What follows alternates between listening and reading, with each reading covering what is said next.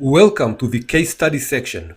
In this section, we will leave the theory behind us and see how we can use it in the real world. I believe this is the best way to learn something, anything.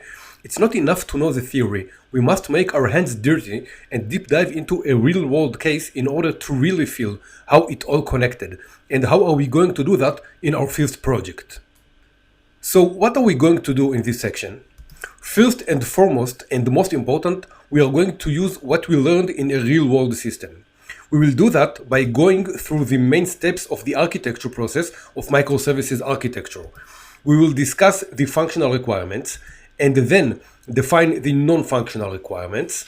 Then we will map the components or the services in our case. And as part of the mapping, we will also define the communication between the services. Now, note that we will not discuss technology stack. Although quite an important topic in its own, the technology stack is not specifically relevant to microservices.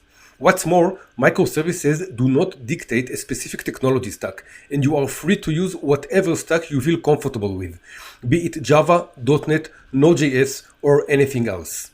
Now, since I want to make this section as practical as possible, by the end of it, you can download the architecture diagram we will talk about in the case study.